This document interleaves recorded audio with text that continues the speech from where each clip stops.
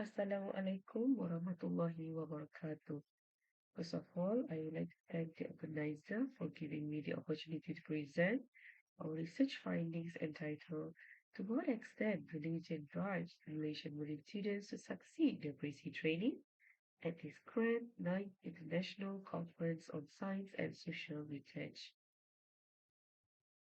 Our research team consists of myself, Dr. Khairulisa Shukul from FSI, followed by Dr. Muhammad Muhammad Noor, Dr. Muhammad Zahir Wan Zainal Abidin, Dr. Muhammad Imran Abdul Razak, Mr. Faiz Hassan, and last but not least, Mr. Muhammad Hafiz Abdul Basir.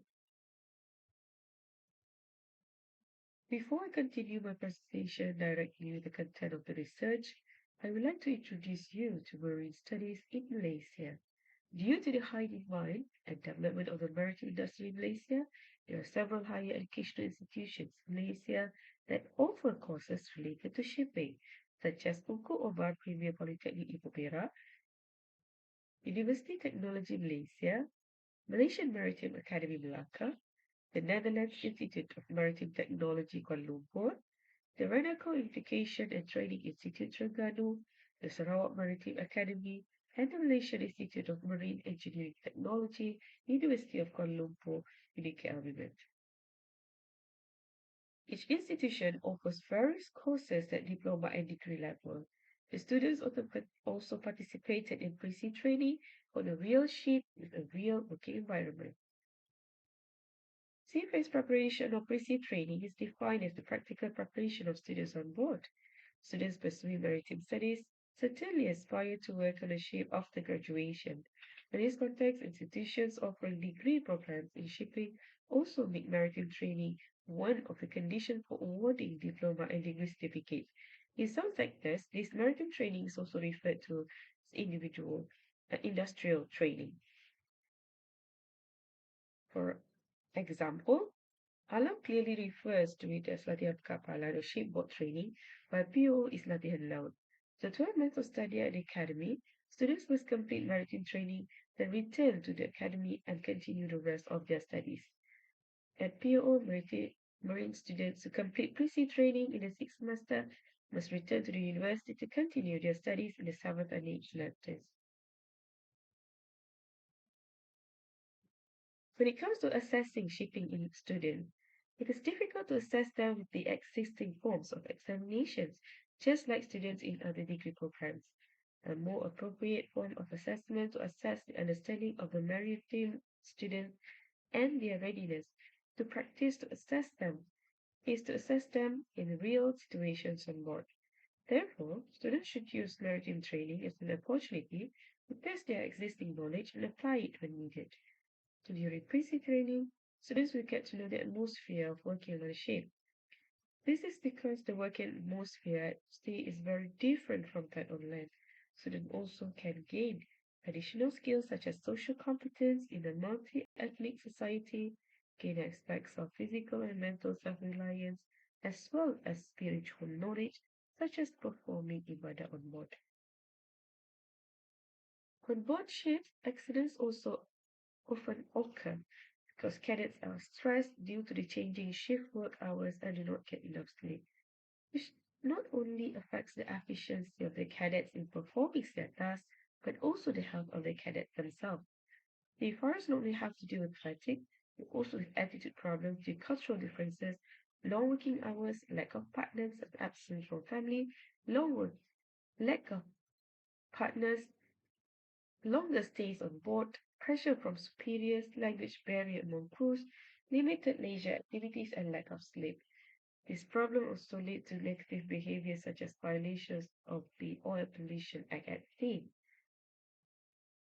The fatigue and lack of sleep experienced by seafarers due to shift work, crossing time zones leads to risk of chronic illnesses as well as safety issues for other ship's crews.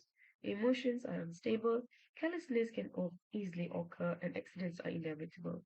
Seafarers struggle with emotional problems are also prone to suicide, and the statistic of seafarers committing suicide due to the work stress is higher compared to other professions in the world. This is very worrying for the shipping industry because emotional problems that seafarers cannot cope with lead to lost flight, and loss of human capital that can be used professionally if they are not motivated to serve for a pretty long period of time. The shipping industry will lack of shipping experts because expertise is acquired through experience. McLove and Murphy suggest that religion can improve mastery of self-regulatory skill. According to Cole et al., religious practices and beliefs activate psychological mechanisms, including motivational and emotional levels, that increase readiness to self-regulate. Most religious practices regulate bodily functions that help people become calmer and understand religion more deeply.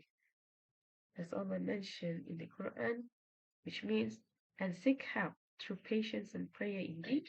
It is a burden except for the humble, those who are certain that they will meet their Lord and to him they will return. The changes that result from seed training relate to McClure and Murphy, who found that religion is a factor in developing the strength of this self-regulation and ultimately leads to self-change in the form of health, well-being, and better social attitudes. We have adapted these changes to this study, which suits the Meriton student. The study is concerned with the development of knowledge and skills in relation to the content of the course, where marine education should be able to match skill with knowledge learned in the educational institution. As previous studies have established a link between seafarers and emotional health, this study also examines emotional changes after maritime training, as this also lead to the third change, namely building a positive perspective on real life at sea.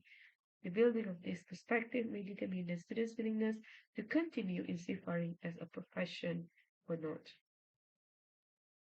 Therefore, the study was conducted to examine the role of religion in practical, with three research questions. The first one, what is the level of ibadah on board among marine students during the training at sea? Second, what is the level of success in completion of pre-sea training among marine students? Third, is there a significant relationship between the conduct of an ibadah on board and the success of completing the pre-sea training? So this is the research procedure which includes instrument, sampling, and method of conducting this research. First, instrument was constructed based on comparison of three main resources of performing ibadah on board, piloted on 30 students from Polytechnic and Former. Then we contacted institutions offering marine studies, and we would like to express our heartiest gratitude to these six institutions: University Malaysia Terengganu, University Technology Malaysia, Premier Ungko Ulma Polytechnic, Academy Laut Malaysia, Sarawak Maritime Academy, and Malaysian Institute of Marine Engineering Technology, University of Kuala Lumpur, who were willing to participate in the study. The link of survey was distributed to the institutions. 276 Muslim students undergoing or completed the pre-training responded to the survey. Finally, all data were collected and rendered analysis using SPSS based on the research questions. Before I proceed with the discussion of the findings, I would like to briefly discuss three main sources for our instrument regarding ibadah on board. First, we refer to Qana Ibadah Tazkar Paslan by Jakir. Second, Gulam, 2013 article journal. And third, Panduan Ibadah di Samudra untuk warga kapal di LDM.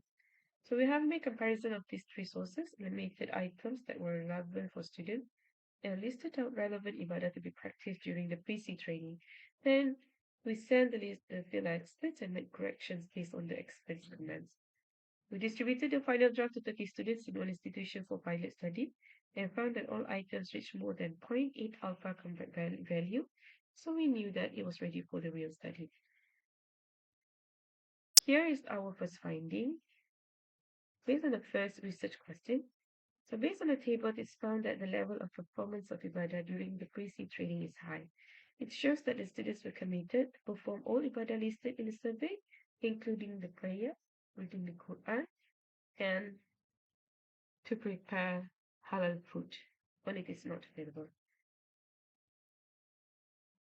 For research question number 2, we also found that the level of success in the pre-sea training is also high. Based on the three aspects mentioned by McCullough and Murphy, the first is in the aspect of knowledge and skill enhancement. Second, healthy emotion. And third, positive perception about the shipping industry. Finding shows that when the students return from the basic training, they will gain more knowledge and skill, feeling contented with the experience, and will be more motivated to join the shipping industry in the future. The third research question also tested the relation between the performance of Ibadah and the three aspects of success in the pre-seed training. So here we have four hypotheses. First one is there's no significant correlation with the implementation of Ibadah on board and the successful completion of pre-seed training among Malay students. And it is divided into three aspects according to the aspects mentioned by McClough and Lutfi.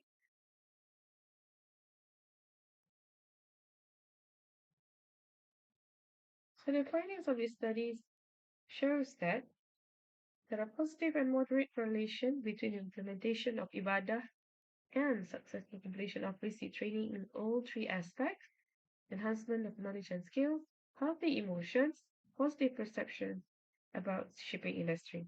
The findings of this study shows that the increasing practice of ibadah on board marine students in Malaysia during pre-sea training affects the success rate of the student in completing the pre-sea training. Through this study, the researcher was able to find that the increased practice of ibadah during pre-sea training affects the success of completing pre-sea training in terms of increasing knowledge and skills related to marine, forming healthier emotions, and developing more sensitive, more positive perceptions toward the field of marine after they return from the pre-sea training.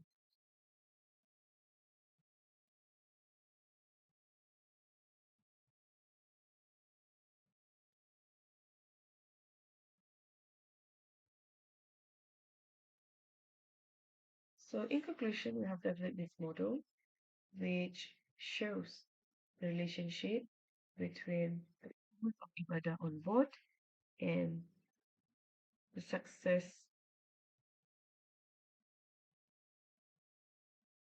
of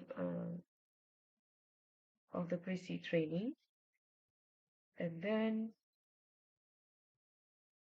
here are the types of ibadah that we suggested for the students to complete when they are undergoing the pre-sea training.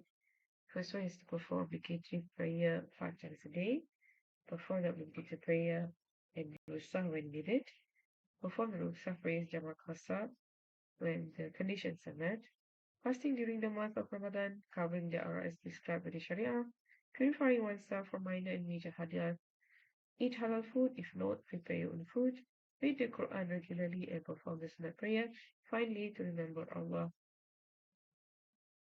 all the time.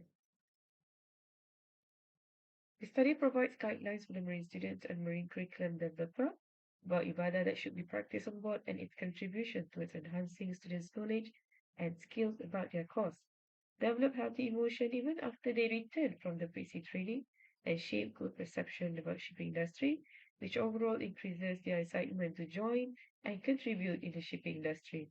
We would like to show our gratitude to the Higher Education Ministry for funding an amount of 25,200 this grant under KPT FRGS RAISA under title Modul Instructive Mesra Ibadah Pelajar Kapalan. And with that, we end this presentation. Thank you and wassalam.